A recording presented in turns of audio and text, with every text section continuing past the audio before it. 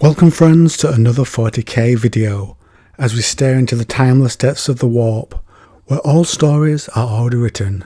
Now witness 40k Forbidden Knowledge, focusing on, in my opinion, one of the greatest creations of the Old Ones, the Orks, or Crocs, as they would have been at the time of their creation. What in their biology lets them endure?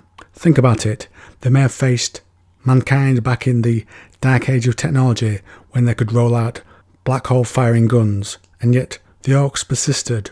What features let them do that? How do they know so much and yet come across a bit thick? Let's begin. First, I want to go a little 40k 101, if you will, so you understand what follows. So, the Orks have a symbiotic relationship with the spores they emit, and they can grow these spores into different types of orks depending on the conditions. Now the types of orks vary. First is the main orks, the standard ones you'll see, the warriors, the leaders.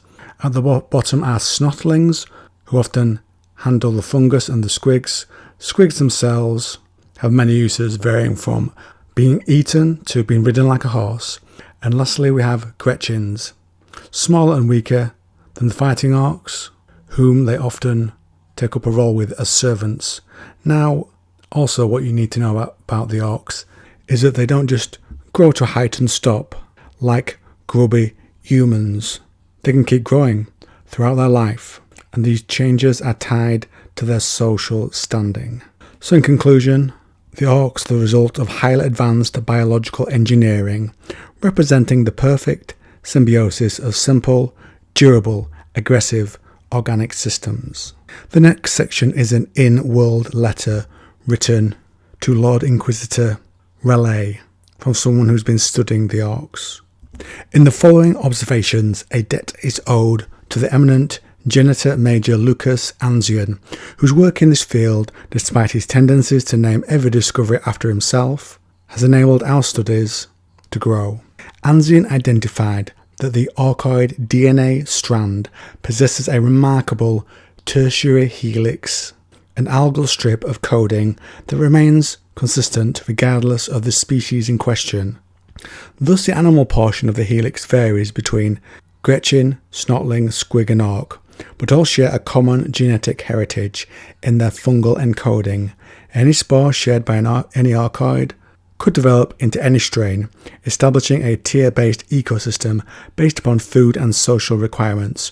Squigs are inevitably the first to emerge from the subterranean nutrient sac, providing food for those that follow.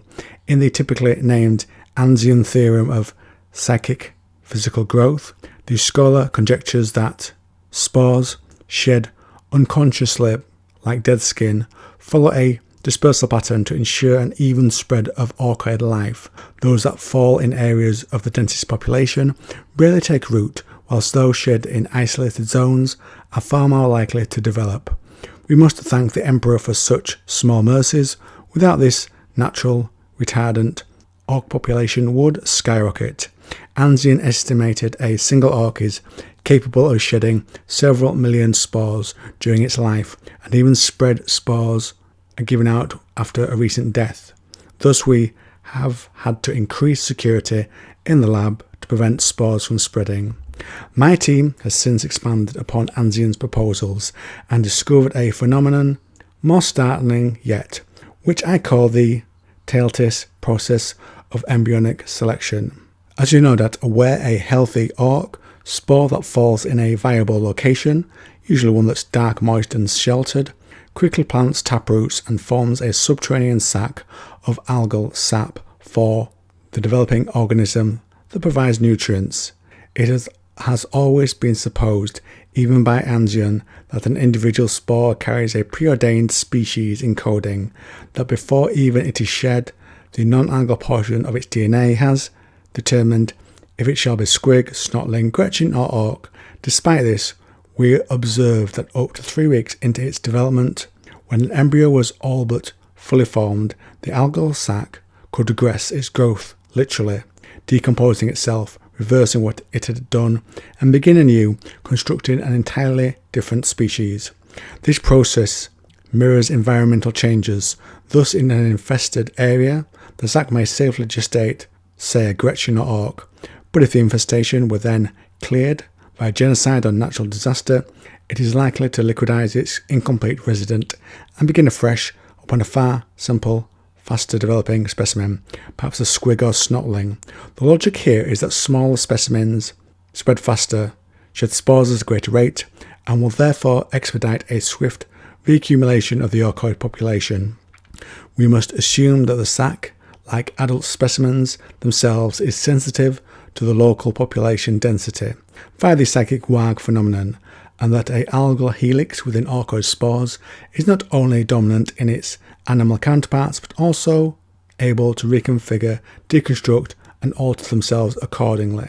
It goes without saying this level of biological sophistication, a word rarely associated with the orcs, is beyond comparison. Imagine a human mother being able to consciously choose the physical and mental characteristics of her child, and if she's not happy, swipe left or right and pick another one.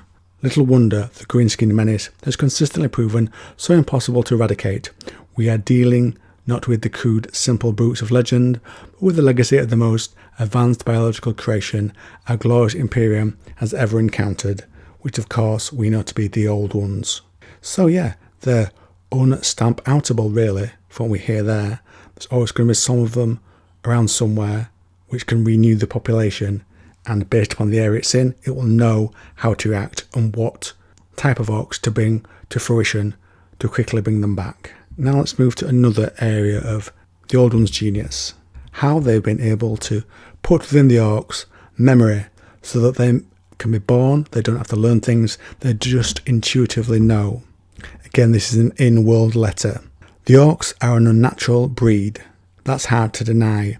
They seem guided at all times by the hand of a destiny resident in their very cells, shaping them, giving them strength and character, propelling them to war. But for a few renowned exceptions, Ghazghkull, Mag, Uruk, Thraka in particular, once described by General Yachensen as having more luck with human tactics than us humans. The orc is a simple-minded, straightforward creature, cunning certainly, but focused entirely on aggression and survival. How then does it come to produce space vessels or weapons? How does it devise its crude surgeries? The answer is very simple: racial memory. Mech boys are born, if scholars like Tatis and Anzan are to be believed, with an existing knowledge of rudimentary mechanics. It seems likely they don't understand why the devices they contrive work, merely that they do. Orcs have 101 pre-programmed specialist castes, each born into societies at the precise moment their skills become needed. So there might be some of that also in the generation of whatever type of creature comes out. Let's say it's an orc. It might also know, and this is just me theorising on what I've read so far, it might also know what type of orc needs to be produced and also what knowledge needs to be put into that orc. If Tatis's research is accurate and the development of an orcoid is dependent upon the helix of its DNA, it seems likely this fungal coding contains every lost, just listening back to this, not every lost, every last iota of racial knowledge the orcoids possess.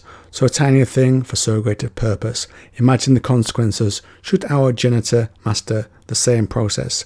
Armies bred with instinctive fighting skills, tech priests able to build the mightiest device without conscious effort, great repositories of information available behind every eyelid.